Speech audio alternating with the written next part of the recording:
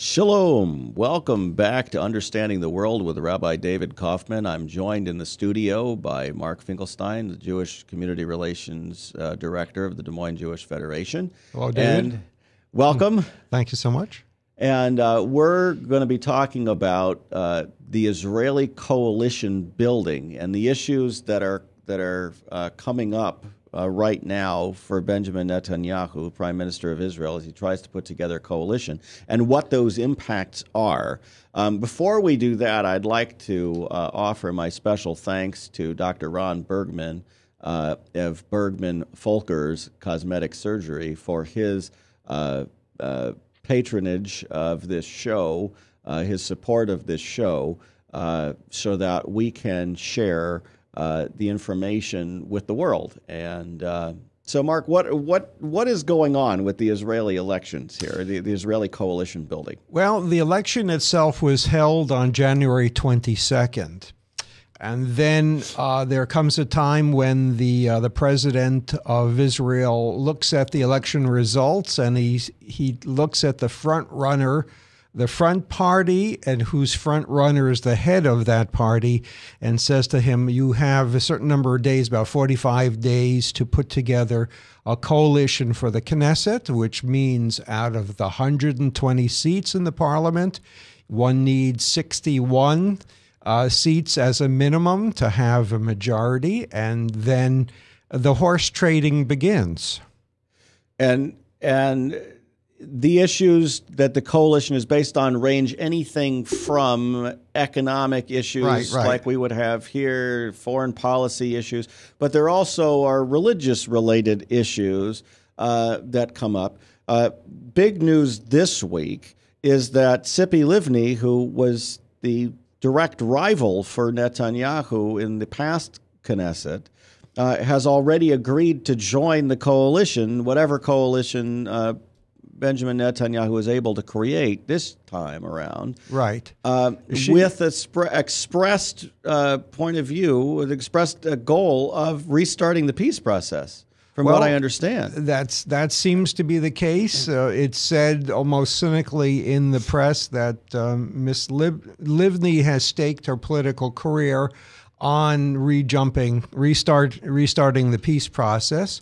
Now, she was the head of Kadima at one juncture, which was the political party started by Ariel Sharon about 5, 6, 7 years ago that drew members, the more liberal members from the Likud party and some of the centrists and liberals from the left-wing parties, so that a new party could be formed. It's not, the electoral system in Israel, as you know, David, has multiple parties, up to 30 parties running at a time. And what did we look at? We saw that something like 12 parties. 12 parties. 12 parties made the cut. Yeah. Meaning that each one of those party lines drew at least 1% of the electoral vote, and therefore, for each 1%, they're entitled to one person sitting in the Knesset. And we have this strange situation in which Americans believe that we have the most democratic country in the world. We have two parties in our Congress, plus some independents. I guess there may be. Is there any socialist members? I think there. Well, Bernie Sanders. So comparing that to 12 political parties in Israel, is not close. I think you have to have 2% of the vote or something like that to be elected in Israel. Yeah, it's only 1%. Well, it's to have your party is at 1 point something percent. Yeah, it's more one than point 1%. Something. It's but it's very low. The bar to be represented is very low. And Israel has people in its government who are essentially or in the Knesset, I should say, not in the coalition, but in the Knesset, who are hostile to the way the state even exists. Yes. You have three different Arab parties, some of which are Marxist parties, some of which are in favor of keeping Israel the way it is, but some of them are in favor of modifying Israel heavily and working with Palestinians to even create a single state. So Israel has a very vibrant political system, and add to that, we talk about separation of church and state in this country, and those who are religious fundamentalists in this country believe that they don't have as strong a voice as they'd like to have. Well, look at Israel. What goes on in Israel, Mark? Well, you have basically a monopoly controlled by some of the religious parties, partly because their participation in the coalition is so valuable that the politicians are likely not to change the status quo meaning that a lot of funding and a lot of privileges seem to go to the ultra-religious parties. Would you agree? Yes. In Israel, you essentially have a situation in which the government funds religious entities throughout the country. They give funding to churches. They give funding to mosques. They give funding to all the religious institutions, including synagogues. Now, the issue with synagogues is there's disputes between whether all the money should go to the Orthodox streams of Judaism or to the more progressive streams of Judaism, like the one I belong to, the Reform movement or the conservative movement. Now, David, ultimately that decision, because it's a controversial decision, belongs to the Israeli people to decide. And I think one of the common wisdom of the day is that the secular Israelis, which number about, 83% of the country? Something like that, yes. Simply don't care. Well, and they're starting to care more. I mean, this was the first election I think we really had a significant discussion of pluralism, and it came from the Yesh Atid party, which is left of center. And as we're talking about what the current status of the coalition is, let's get into that. So Benjamin Netanyahu heads a party called Israel Beitenu, Likud Israel Beitenu. Okay, Likud Israel Beitenu. Netanyahu himself was the head of the Likud party. Avigdor Lieberman was head of Israel Beitenu, meaning Israel is our home. And the Avigdor Lieberman and Benjamin Netanyahu combined their parties into one party for this election.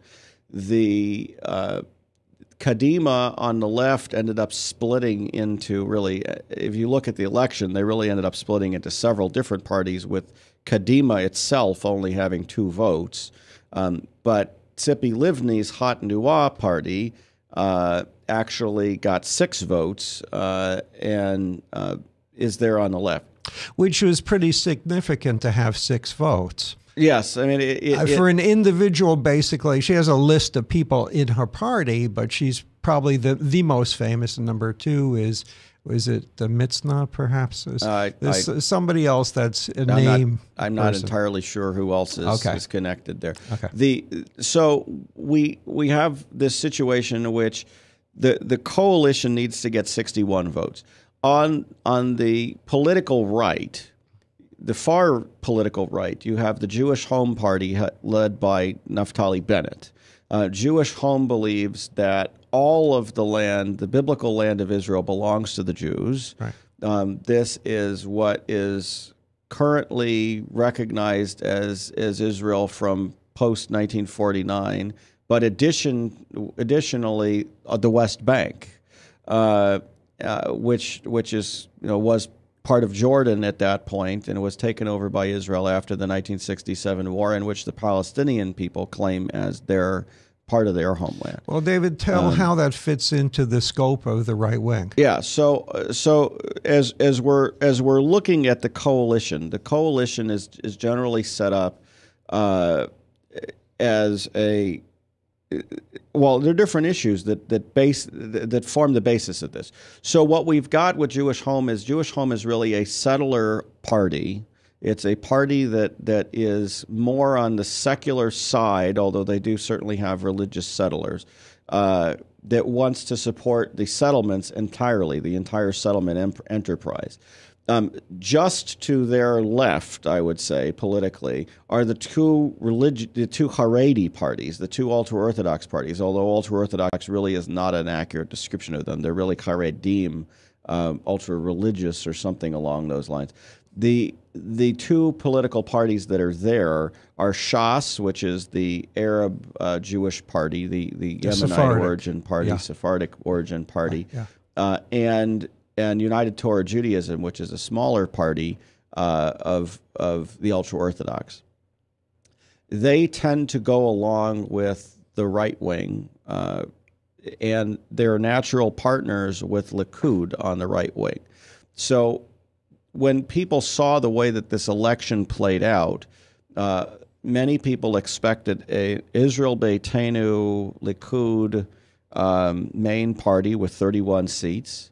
They expected Shas and United Torah Judaism with a combined 18 between the two of them, and a Jewish Home Party with 12, forming a coalition of 61 seats. And if anybody else wanted to join, more power to them. If that was the case, then anybody on the left joining is just gravy because he's got a party. But that's not what happened. But that's not what's going on. Because the first person that jumped into the ring was Tzipi Livni from a centrist party. And the reason she was attractive to the coalition is because she brought 6 seats with her, obviously.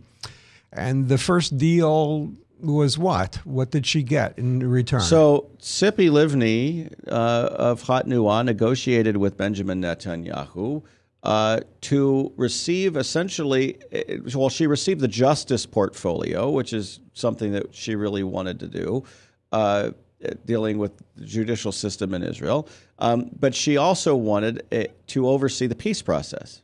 And so rather than giving her the foreign ministry portfolio, Benjamin Netanyahu essentially created a portfolio in and of itself to work on the peace process.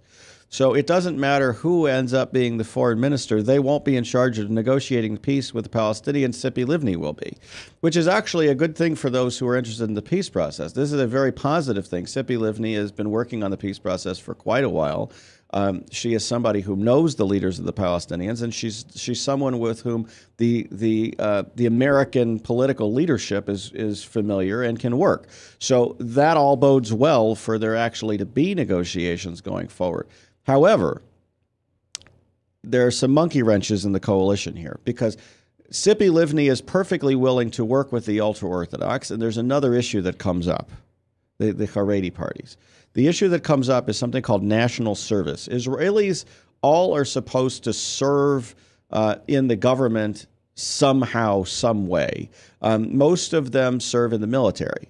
And people who don't serve in the military do other forms of what's called national service, so that they can give of themselves to the country, and everybody is responsible for doing that. Everybody except the Haredim, who believe that studying in a yeshiva is the religious responsibility of Jews, and that Israel as a Jewish state must support them in that effort. But not only do they go beyond that. I heard recently from an Orthodox rabbi who basically said that Israel's very survival is miraculous, and the whole reason that it has survived is because God wants to support the continued studies of these ultra-Orthodox students. Well, that's certainly a very mystical understanding. It's a mystical understanding. Yeah. But this is really where they're coming from. These parties really believe that God wants them to do this, and that God is blessing the nation of Israel because the nation of Israel allows them to do it. So the argument that's being made, and it's coming not just from the left wing, it's coming from the right wing, that everybody needs to serve in their own way, in some way, yes, is coming across as very problematic for them. So you have 18 votes, 18 seats in the Knesset that are opposed to national service. You now have Naftali Bennett's 12 seats with the Jewish Home Party in an alliance with the newly formed Yesh Atid party. The Yesh Atid party, led by Yair Lapid, which came out of nowhere. It's a brand new party in this election. That is a center-right, a centrist party. I don't know if they're center-right, center, or center-left, but they're in the center. And they seem to have an interest in working with a center-right coalition. But what's most interesting is this agreement between Yesh Atid and Jewish Home to advocate for national service for all Israelis or to stay out of the coalition. So what's the impact of that, Mark? Well, the impact is that it makes it very difficult to put together a coalition in the first place.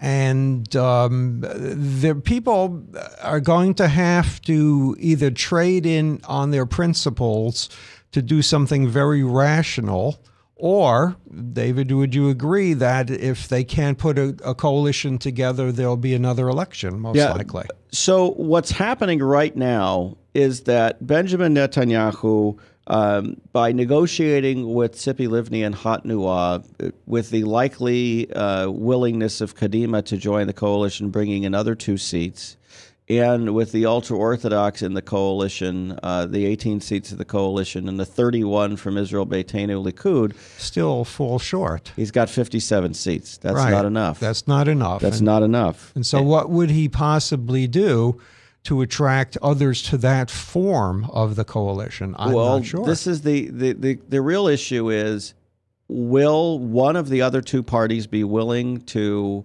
concede on national service, or will the Orthodox, the ultra-Orthodox Haredi parties be forced to concede on national service? And we'll talk a little bit about some of their reactions after our break. From the RE/MAX Real Estate Concept Studios, this is Webcast One Live. Drink, dance, party. Kitty's is the ultimate dance club in Des Moines. A huge dance floor with room to move, 3 bars to keep your drinks full, and kickin' DJs playing all your favorite dance music. At Kitty's, we've always got your birthday party planned with Birthday Fridays. That's right, when your birthday rolls around, there's only one place to go. Gather up your friends and head to Kitty's, where you drink free on the Friday of your birthday week. Find out more about Birthday Fridays at kittiesusa.com. Kitty's, all kinds of people, all kinds of music, all kinds of fun. Drug and alcohol addiction slowly steals a person's identity, tearing away pieces of their life little by little until one day it seems like the hope of a happy future is gone and there's no chance of getting it back. Here at St. Gregory Retreat Centers, we can assure you that there is hope. Our unique approach to recovery begins with the understanding that the dysfunction and damage caused by addiction can be overcome, not just dealt with. Don't let another day go by. Call St. Gregory today. Whether you're 10, 25, 50, 80 years old and beyond, everyone needs to live within their means. I'm Tom Coates with Consumer Credit of America. For almost a quarter of a century, we've helped people of all ages learn to manage their personal finances to benefit them far into the future. When problems arise, we've got the experience you need to make those debt problems go away. Got financial problems? Call Consumer Credit of America.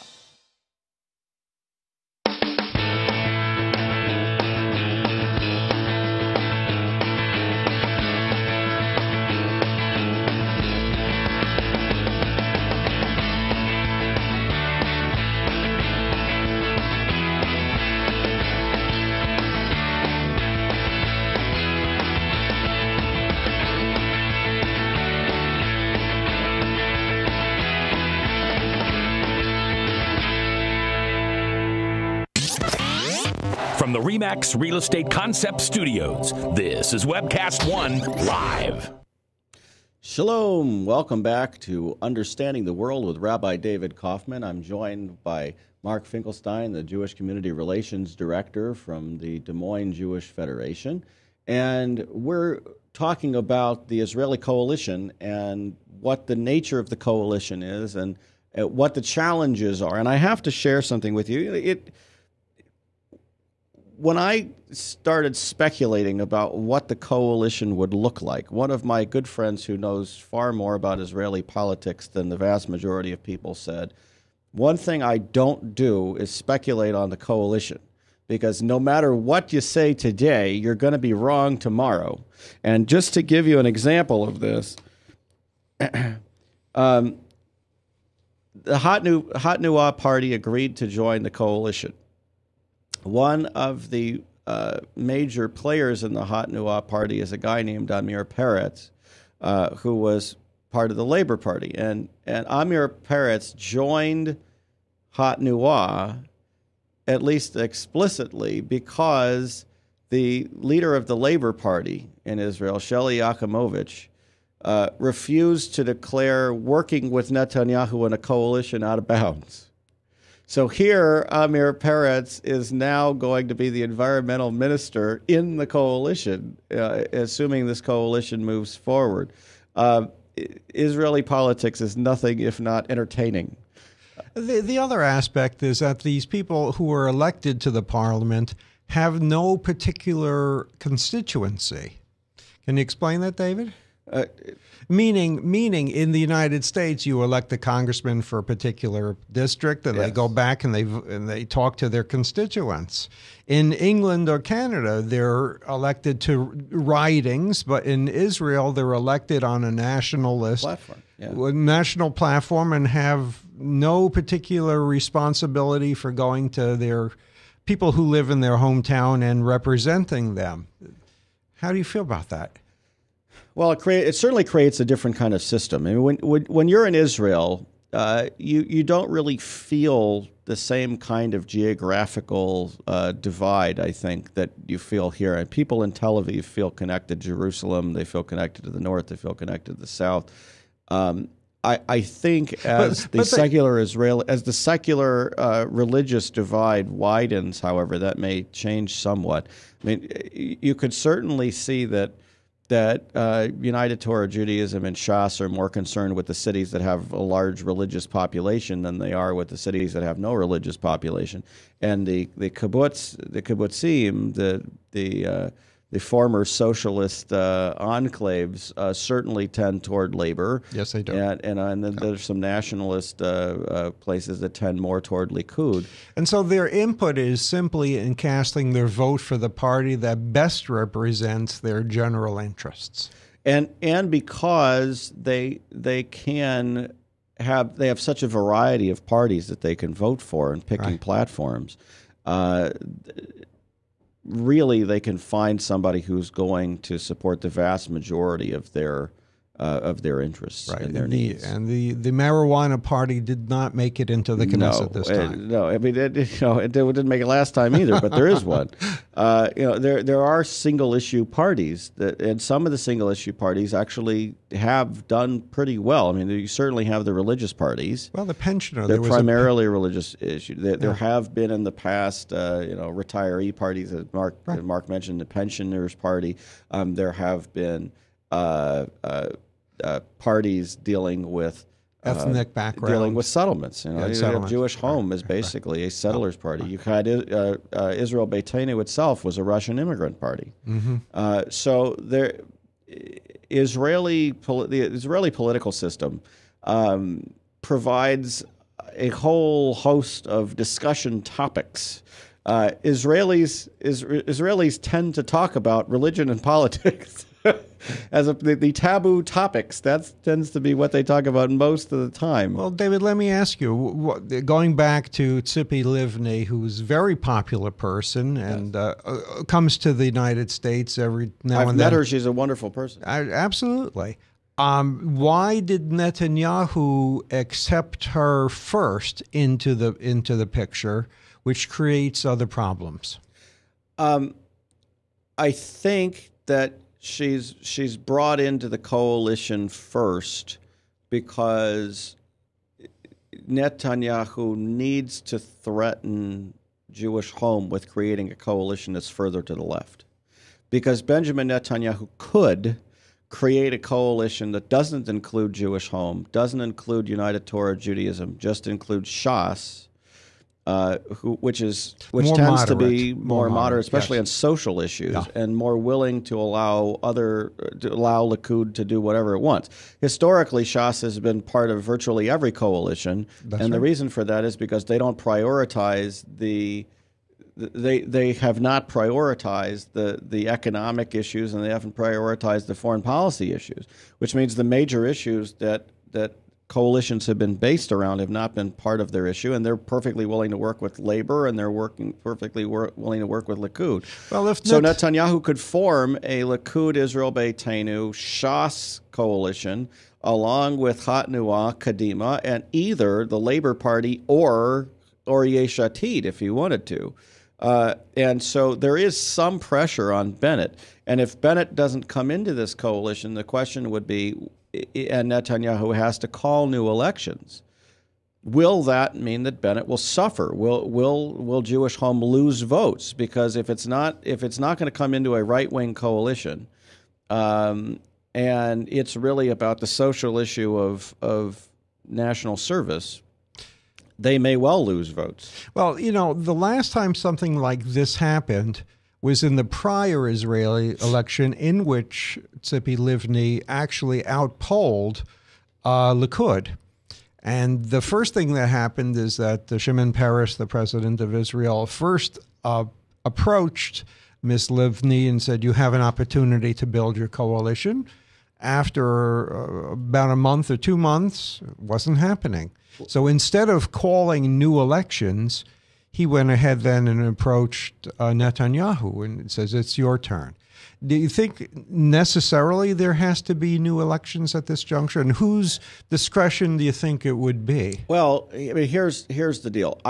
It's fairly clear if you look at the way the system is set up right now, that Yesh Atid doesn't have the ability to create its own coalition without one of the ultra-Orthodox parties or Likud. But does it have a right to try? Well, it has a right to try, but if it's impossible, it doesn't really matter. I mean, I have the right to do all kinds of things, but if I can't do them, what good is it? If you add up all the votes that could possibly support that coalition, you don't get enough to form a coalition. Right. So you can't really have a center-left coalition that's going to work without one of the religious, without Shas, without one of the religious parties, which basically means that the whole coalition building is coming down to this issue of national service, because as long as Yesh Atid and Jewish Home are going to insist on national service. That's the primary issue out there right now. And Netanyahu is loath to engage in that. And the reason he's loath to engage in that is because if he goes that direction, the Orthodox supporters are probably going to tail away from his party after that. That's a compromise that's going to hurt Likud. It's not a compromise that's likely to help Likud. And that particular topic trumped the topic that Lapid was elected on, I think. I think most people were attracted to Yesh Atid because of its social economic programs rather than the conscription issue. And that is where Netanyahu is banking right now. The problem is that if you really look at this, since Lapid came out of nowhere, except for the fact that he was a known person on media. Yair Lapid was an anchor person who was well known throughout Israel. It'd be kind of like if Tom Brokaw ran for he'd probably be elected during his too. prime. So yeah, but the issue here is that if Netanyahu were to call a new election, it would greatly benefit Lapid. There's a very good possibility that Lapid's party could grow and grow and grow, and that Lapid could end up forming the coalition himself after. Well, the scuttlebutt is people are saying if I had known that Lapid would have done so well, I would have voted for him. Yeah, I mean, and that's so the issue that's coming up here is that Netanyahu really does not want to send this to a new election. And the person who would probably have the most to lose actually is not Netanyahu but Bennett, because if Bennett's party were to force a new election, and to do so because he refused to participate in a right-leaning coalition, and in favor of national service, which he's got, I'm sure, some constituents who or at least supporters who supported him simply because of his stance about the settlements and not necessarily on this stuff. That's right. He could potentially lose quite a bit. Just to summarize, what brought Lapid to prominence seems to have been the fact that the right wing went more to the right. Yes, and so Likud, prior to the election, named a slate of members of the Knesset, and that's how it works. You name a long list of members of the Knesset, you rank them, and then depending on what percentage of the vote you get, certain number of people down on that list get in. And the others don't. And the others don't get in. Yeah. So what happened is that Likud ranked its Knesset members before the election, and Benjamin Netanyahu basically was the liberal on the list. And which is hard for many people to conceive. Well, yeah, and he's definitely not the leftmost person on the right wing in Israel. So there became, or to the right of center. So it became a situation in which there's a gap between the center and where Likud was. Right. And Yesh Atid seems to have filled that gap. And at least taken on some of those people. They've also certainly brought people from the left. Absolutely, yes. Which gives it a different tinge. So the way things are looking right now is it basically all depends on whether or not Jewish Home is going to insist on this national service issue. Because the second they concede on that, you're looking at a 69-member coalition. Now, the scuttlebutt is this is all going to come down within the next number of days. Well, it has to. There's a time limit on how long this stuff can go. So you're looking at the decision being made in the next few days to whether or not Netanyahu has the ability to create a coalition or we're going to go to new elections. I would tend to think at this point, because of the political situation, that Bennett is more likely to concede somewhat and say, I fought the good fight and we'll fight it another day and go into the coalition, instead of saying, I'm going to go down guns blazing, which is kind of what self-defeating. Is not going to help him, and it's not going to help the country either. And so, from the perspective of, is it better for his settlers, that the settlers who he represents, to have a center-right coalition, or to have new elections with a potential center-left coalition? There's no doubt there for him. And so I think he's going to concede and go into a coalition. If I had to guess, I would say that's what's going to happen in the next little bit. This seems to be a good transition point to talk about Obama's coming to Israel. Yes. Okay. So you want to introduce that a little bit, Mark? Okay. It's the second term that President Obama is serving.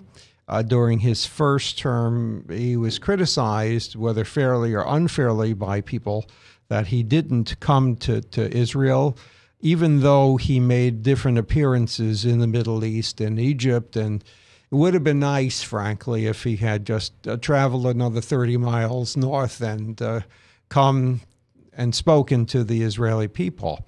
Now, he had been in Israel prior to his first election, and we remember the pictures of Mr. Obama at the Kotel, the wall, praying at that site and inserting his wish.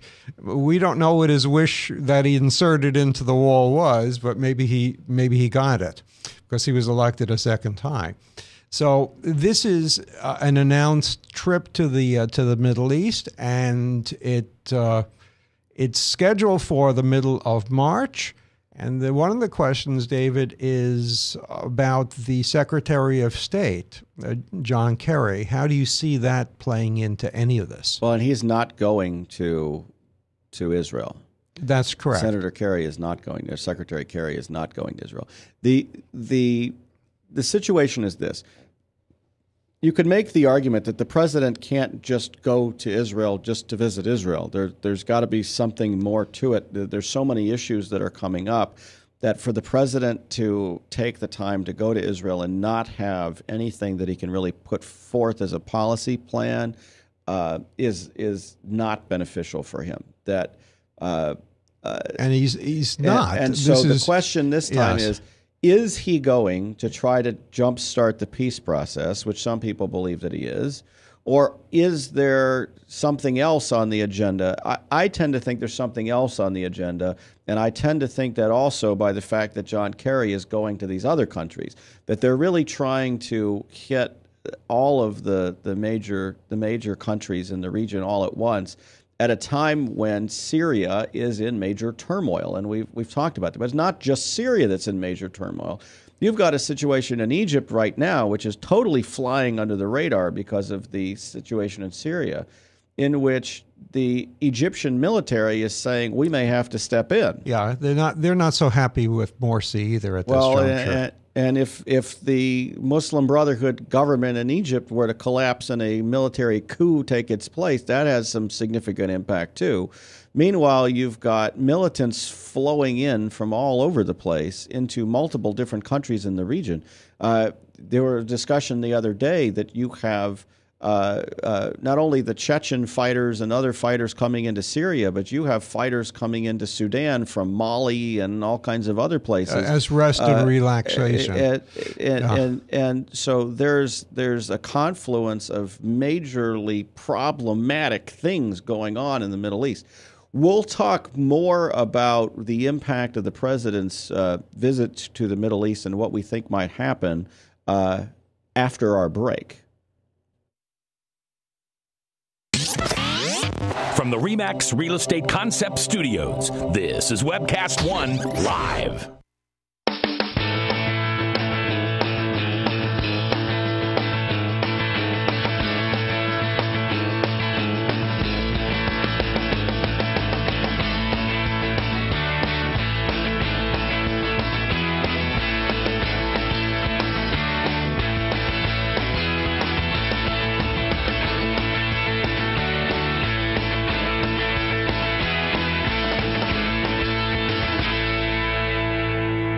Whether you're 10, 25, 50, 80 years old and beyond, everyone needs to live within their means.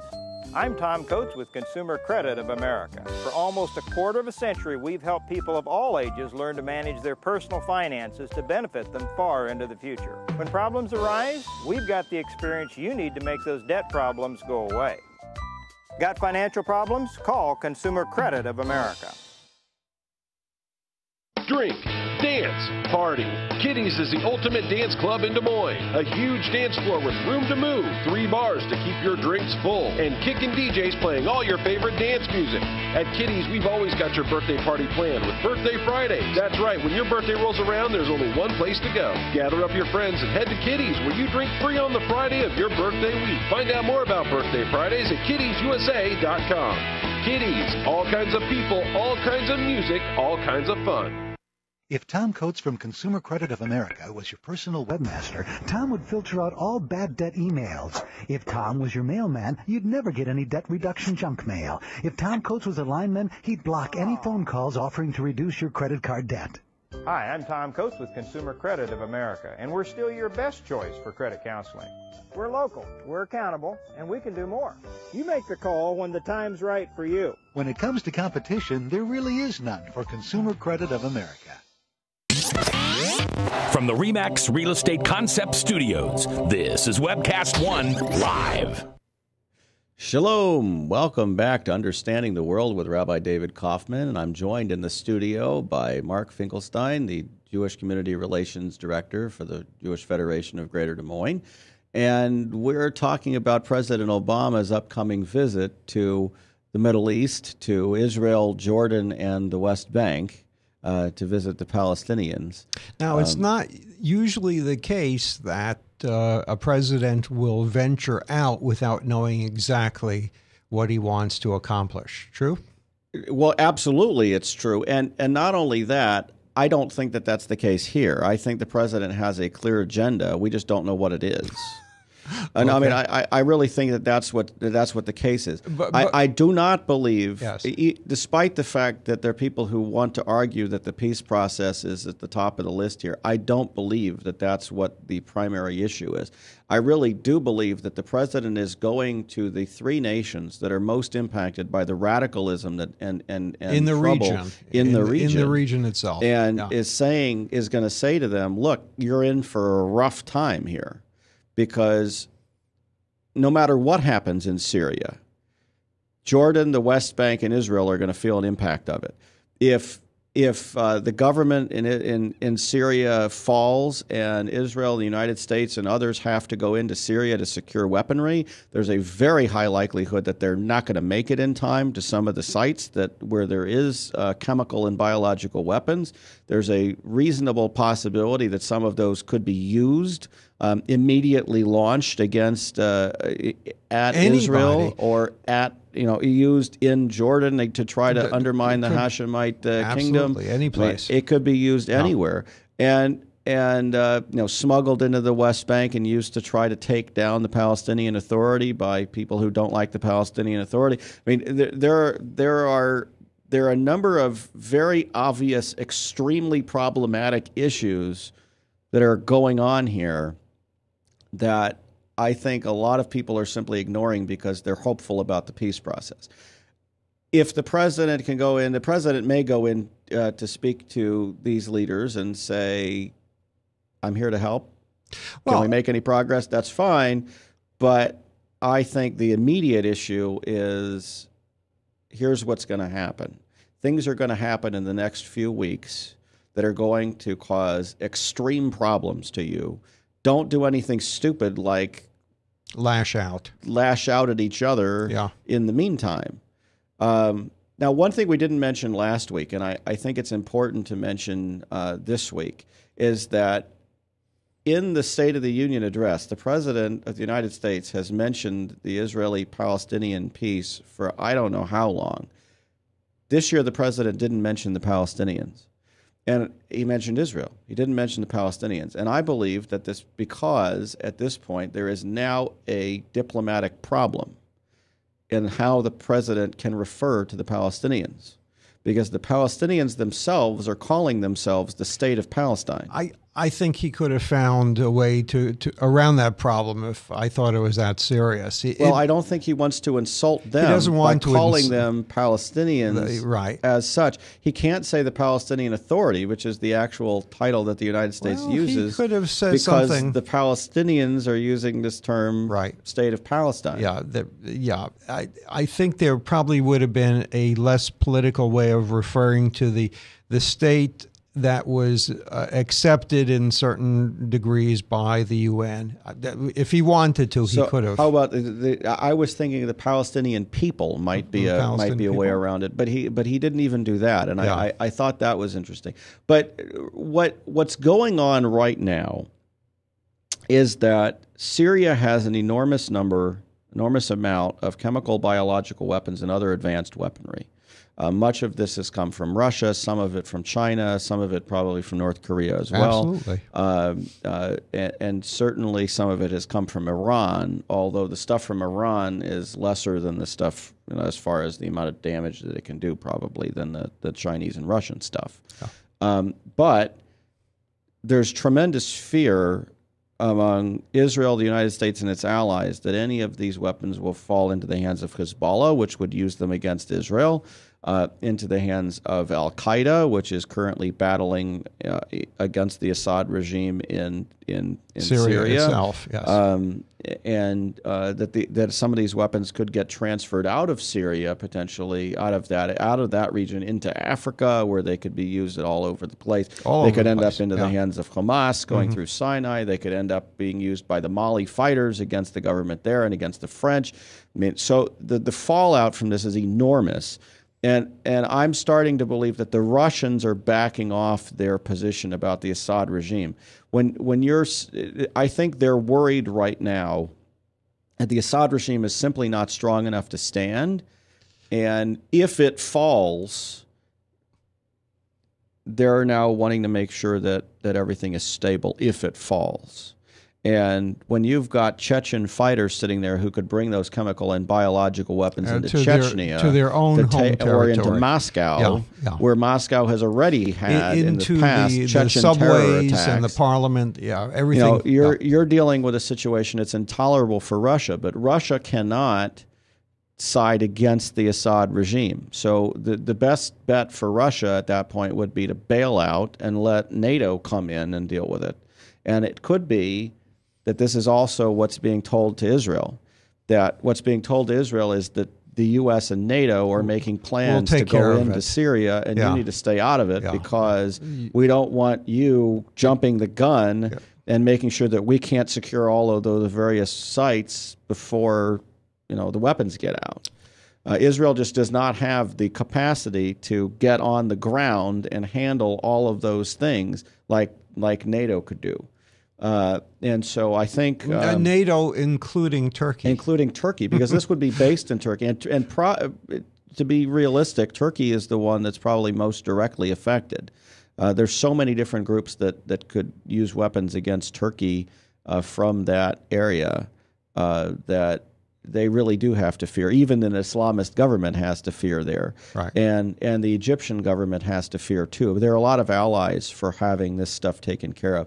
In the meantime, even Iran is somewhat worried about it. Iran has increased its presence in Syria, increased the support of Hezbollah in Syria because they're also afraid that should the Assad government fall, something will happen in Syria that will be bad for them.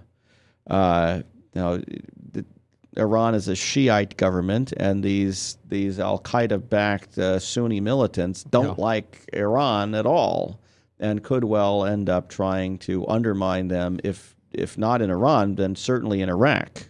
You know who's very silent these days? Seems like Saudi Arabia has not been particularly vocal. Saudi Arabia is trying to fly under the radar here, because Saudi Arabia remains one of those places that has been indirectly referred to in multiple speeches by the president about promoting democracy in the Arab world. And here is Saudi Arabia as one of the strongest dictatorships in the Middle East. Yeah. And to be perfectly honest, right now, Saudi Arabia's foreign policy is almost 100% in line with Israel's foreign policy, and they just don't want to say that. Mm-hmm. I think politically that would come across as problematic for the Saudi Arabian government, but there's virtually nothing in which they're not in line at this point in dealing with the nations in the Middle East. I mean, they may be slightly different on the peace process, but virtually every other nation they're in agreement with Israel. Right. So we're facing a situation in which the Israelis, the Palestinians in the West Bank, and the Jordanians are all in the same boat. And should the government in Syria collapse, not only will you have these weapons flying around, but the regime could well try to derail a NATO invasion by firing rockets at Jordan and Israel. And the inaccuracy of those rockets in the past has certainly meant that Arab villages in Israel get hit, the West Bank gets hit, and so the Palestinians would certainly be involved. In addition, the collapse of the regime, or even the non-collapse of the regime, but a significant intensification in fighting, would mean refugees coming into Jordan. And Jordan's government is not that stable. If you have thousands of refugees coming across a very wide border that Jordan has with Syria, which is simply indefensible border, you could end up with thousands of militant fighters, heavily armed, coming across the border into Jordan, and suddenly having the Jordanian government not be able to handle that, and being dependent on Israel and the United States to help stop it. So while all this is going on in Syria, the eye is off the ball of what's going on in the Red Sea. And Mark and I work significantly with the Sudanese community, and we pay attention to what's going on in Sudan, which the world seems to be totally ignoring right now. One country that's not ignoring it is Iran. And Iran is building up its bases in Sudan, its connections to Sudan. They're trying to actually create military bases in Sudan. The Sudanese government is apprehensive about that. The main reason the Sudanese government is apprehensive about that is because it could potentially involve them in a war with Israel instead of minor altercations here and there, or a war with the United States. The Sudanese government knows full well that everybody and their brother wants to oust the Bashir regime from power. They don't need to give extra incentive to do that, and so we're in a situation here where Iran is trying to use Sudan as a southern base of operations, and if you look at a map, you will see that having Port Sudan as an Iranian military base gives Iran just as much control over the Red Sea all the way up to the Suez Canal, and functionally including all traffic going through the Suez Canal, as the United States has influence in the Persian Gulf. That would be extremely bad. People don't realize just how bad that is. The United States nor Israel can possibly allow Iran to establish a major naval base, an air base in Sudan to use against traffic going through the Red Sea, nor can they allow lots and lots of militants to establish themselves there. We're going to be seeing these things develop relatively quickly over the next few weeks. Now, next weekend is the American Israel Public Affairs Policy Conference in Washington, D.C., and there always are issues that come up at that conference that will be relevant. We'll talk about those when we get back. And things with Syria will continue to develop. As of today, from here in Des Moines, the best advice I can give people is to stay warm and stay safe as Snowmageddon hits us this afternoon. It's Storm Q, I think they're calling it. Have a wonderful week. Have a wonderful weekend. Happy Purim for all those Jews who are celebrating Purim. And Hag Sameach and Shabbat Shalom. Thank you for joining us.